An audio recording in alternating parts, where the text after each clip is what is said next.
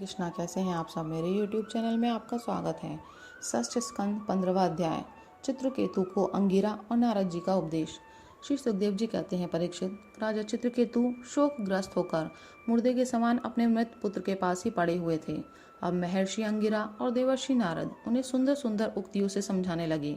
उन्होंने कहा, राजेंद्र, जिसके लिए तुम इतना शोक कर रहे हो, वह बालक इस जन्म और पहले के जन्मों में तुम्हारा कौन था, उसके तुम कौन थे, और अगले जन्मों में भी उसके साथ तुम्हारा क्या संबंध रहेगा। जैसे जल के वेग से बालू के कण एक दूसरे से जुड़ते और बिछुड़ते रहते हैं, वैसे ही समय के प्रवाह में प्राणियों का भी मिलन और बिछोह होता रहता है। राजन, जैसे कुछ बीजों से दूसरे बीज उत्पन्न होते हैं और नष्ट हो जाते हैं, वैसे ही भगवान की माया से प्रेरित होकर प्राणियों से अन्य प्राणी उत्पन्न होते हैं और नष्ट हो जाते हैं। राजन, हम, तुम और हम लोगों के साथ इस जगत में जितने भी चराचर प्राणी वर्तमान हैं, वे सब अपने जन्म के पहले नहीं थे और मृत्यु के पश्चात नहीं रहेंगे। इससे सिद्ध है कि इस समय भी उनका अस्तित्व नहीं है, क्योंकि सत्य वस्तु तो सब समय एक सी रहती है। भगवान ही समस्त प्राणियों के अधिपति हैं। उनमें जन्म मृत्यु आदि विकार बिल्कुल नहीं है। उन्हें ना किसी की इच्छा है और ना अपेक्षा। ये अपने आप परतंत्र प्राणियों की सृष्टि कर लेते हैं और उनके द्वारा अन्य प्राणियों की रचना, पालन तथा संहार करते हैं। ठीक वैसे ही जैसे बच्चे घर घरौंदे खेल खिलौने बनाकर बिगाड़ते रहते हैं। परीक्षित, जैसे एक बीज से दूसरा बीज उत्पन्न होता है, वैसे ही पिता की देह द्वारा माता की देह से पुत्र की देह उत्पन्न होती है। पिता, माता और पुत्र जीव के रूप में देही हैं और बाहर दृष्टि से केवल शरीर। उनमें देही जीव घट आदि कार्यों में पृथ्वी के समान नित्य है। राजन, जैसे एक ही मृत्तिका रूप वस्तु में घटत्व आदि जाति और घट आदि व्यक्तियों का विवाह केवल कल्पना मात्र है, उसी प्रकार यह देही और देह का विवाह भी अनादि एवं अविद्या कल्पित है। श्री सुखदेव जी कहते हैं, राजन, जब महर्षि अंगिरा और देवर्षि नारद ने इस प्रकार राजा चित्रकेतु को समझाया बुझाया, तब उन्होंने कुछ धीरज धारण करके शोक से मुरझाए हुए मुख को हाथ से पोंछा और उनसे कहा। राजा चित्रकेतु बोले, आप दोनों परम ज्ञानवान और महान से भी महान जान पड़ते हैं तथा अपने को अवधूत वेश में छिपाकर यहाँ आए हैं। कृपा करके बतलाइए, आप लोग हैं कौन। मैं जानता हूँ कि बहुत से भगवान के प्यारे ब्रह्मवेत्ता मेरे जैसे विषयासक्त प्राणियों को उपदेश करने के लिए उन्मत्त का सा वेश बनाकर पृथ्वी पर स्वच्छंद विचरण करते हैं।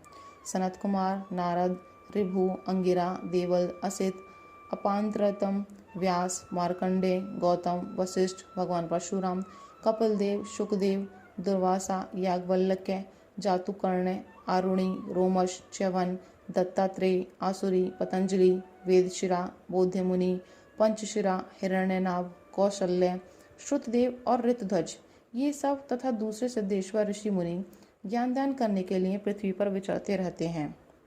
स्वामियों, मैं विषय भागों में फंसा हुआ हूँ, मूढ़ बुद्धि ग्राम्य पशु हूँ और अज्ञान के घोर अंधकार में डूब रहा हूँ। आप लोग मेरी ज्ञान की ज्योति से प्रकाश के केंद्र में लाइए। महर्षि अंगिरा ने कहा, राजन, जिस समय तुम पुत्र के लिए बहुत लालायित थे, तब मैंने ही तुम्हें पुत्र दिया था। मैं अंगिरा हूँ। ये जो तुम्हारे सामने खड़े हैं, स्वयं ब्रह्मा जी के पुत्र सर्वसमर्थ देवर्षि नारद हैं। जब हम लोगों ने देखा कि तुम पुत्र शोक के कारण बहुत ही घने अज्ञान अंधकार में डूब रहे हो, तब सोचा कि तुम भगवान के भक्त हो, शोक करने योग्य नहीं हो, अतः तुम पर अनुग्रह करने के लिए ही हम दोनों यहाँ आए हैं। राजन, सच्ची बात तो यह है कि जो भगवान और ब्राह्मणों का भक्त है, उसे किसी अवस्था में शोक नहीं करना चाहिए। जिस समय पहले पहल में तुम्हारे घर आया था, उसी समय मैं तुम्हें परम ज्ञान का उपदेश देता, परंतु मैंने देखा कि अभी तो तुम्हारे हृदय में पुत्र की उत्कट लालसा है, इसलिए उस समय तुम्हें ज्ञान न देकर मैंने पुत्र ही दिया। अब तुम स्वयं अनुभव कर रहे हो कि पुत्रवानों को कितना दुख होता है।